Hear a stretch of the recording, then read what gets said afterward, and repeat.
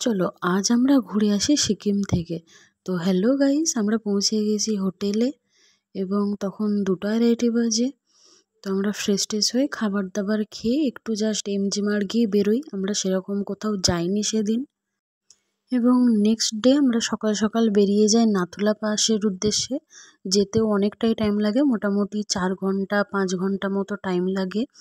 তো আমরা ভোর ভোর বেরিয়ে গেছি। আমরা আগের দিন সিকিম পৌঁছে বিকালবেলাতে একটা ট্রাভেল এজেন্সি বুক করে রেখেছিলাম। তো তারাই গাড়ি পাঠিয়ে দিয়েছিল ভোরবেলায়। আমরা ওখান থেকে বেরিয়ে এসে একটুখানি এসেই ঝর্ণাটা পড়ে আমরা ওই ভিউ পয়েন্টে একটু দাঁড়িয়েছিলাম এবং তারপর আমরা আবার রওনা দিলাম ওখান থেকে। এবং মাঝে আমরা ব্রেকফাস্ট করি এই জায়গাটাতে, কিন্তু তার ক্লিপ আমার কাছে কিছু নেই, অনেক কিছুই ডিলিট হয়ে গেছে যেহেতু অনেক আগের ভিডিও।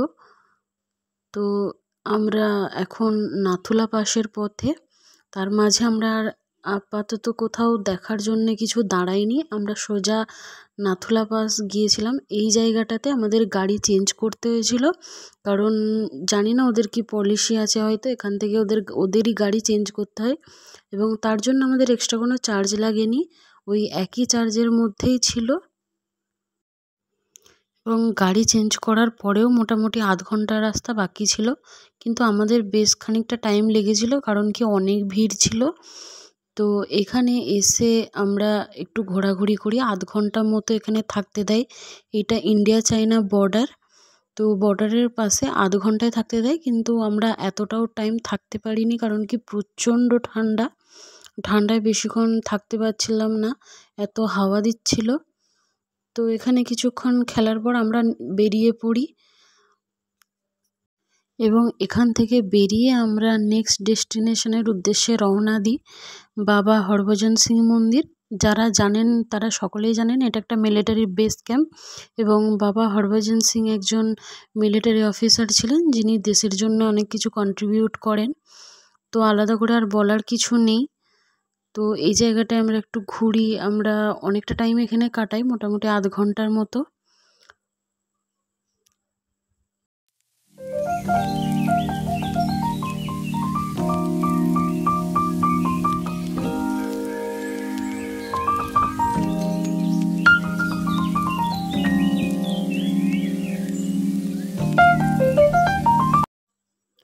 এবং এখান থেকে বেরিয়ে আমাদের নেক্সট ডেস্টিনেশনের উদ্দেশ্যে আমরা রওনা দিই, সেটা হলো ছাঙ্গু লেক।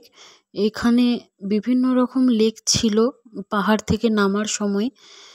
তো সব জায়গায় আমরা দাঁড়াইনি, আমরা মেন ছাঙ্গু লেকে দাঁড়িয়েছিলাম, কারণ কি অলরেডি 4টে বাজছিল আমরা যখন ছাঙ্গু লেক পৌঁছাই। তো আমরা প্রচণ্ডই টায়ার্ড ছিলাম, কারণ কি আমরা সকাল 6টায় বেরোই, মাঝে আমরা অনেক জার্নি করি এবং পাহাড়ি রাস্তা বুঝতেই পারছেন খুবই এলোমেলো থাকে। এবং ছাঙ্গু লেক যাওয়ার আগেই আমরা লাঞ্চ সারি, যেখান থেকে সকালে আমরা ব্রেকফাস্ট করেছিলাম। তাদেরই বলা ছিল ভাত ডাল চিকেন সবজি স্যালাড ছিল, খুবই সিম্পল খাবার ছিল। তারও কোনো ক্লিপ আমার কাছে নেই, কারণ কি ভিডিওটা অনেক আগেকার ভিডিও, আমি আগেই বলেছি।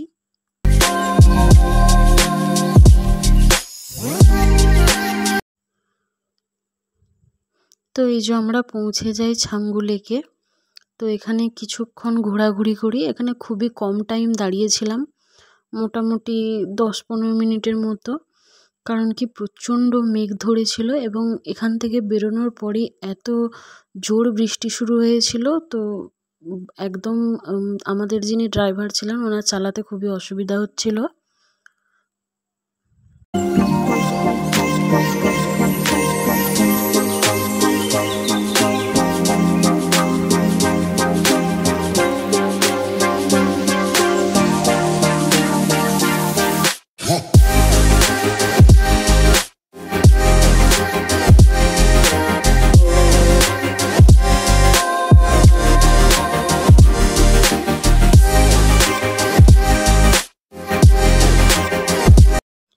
এবং পাহাড়ি রাস্তার এত অপূর্ব সৌন্দর্য, অনেক নিচে চারিদিকে গাছপালা ছিল সবুজ, তার একটু পরেই যখন আমরা উপরে উঠতে শুরু করলাম তখন দুদিক শুধু বরফ।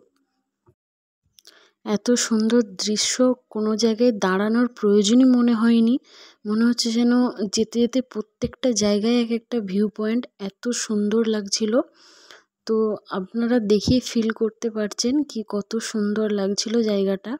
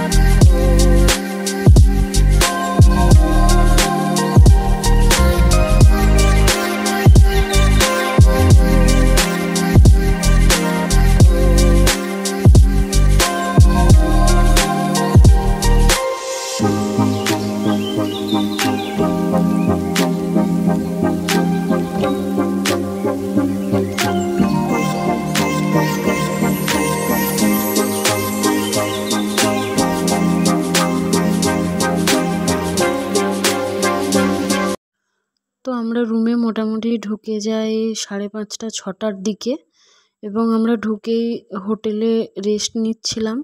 তারপরে আমরা ঠিক 8টা 8:30টায় খাবার নিতে বেরিয়েছিলাম। সবাই আমরা বেরোইনি, শুধু দুজনেই বেরিয়েছিলাম এই যে এমজি মার্গে। এবং এত প্রচণ্ড পরিমাণ বৃষ্টি হচ্ছে আপনারা দেখতেই পাচ্ছেন, কোনো লোক পর্যন্ত নেই রাস্তার ধারে ধারেও। তো আমরা ভিজে ভিজেই বেরোলাম, আর সেরকম মারাত্মক ঠান্ডাও ছিল। এবং নেক্সট ডে আমরা কিছু সাইট সিন ভিজিট করি, কিন্তু তারপরেই আবার বৃষ্টি নেমে গিয়েছিল, যেই জন্য আমরা রোপওয়েতে চাপতে পারিনি। এখন আকাশ ভীষণ পরিষ্কার ছিল, কিন্তু পাহাড়ি রাস্তা বা পাহাড়ি জায়গায় বুঝতেই পারেন কি যখন খুশি মেঘ আসে, আবার যখন খুশি বৃষ্টি নামে। তো এরপরে আমরা নিচে নেমে যাই, মানে আমরা শিলিগুড়ির উদ্দেশ্যে রওনা দিই। তো আমরা আগের দিন যে এজেন্সিকে বুক করেছিলাম, তো সেই এজেন্সিকে বুক করেই আমরা শিলিগুড়ি অবধি যাই, এবং খুবই রিজনেবল প্রাইসেই আমরা পৌঁছে যাই। তো এটাই ছিল আমাদের ভ্রমণ।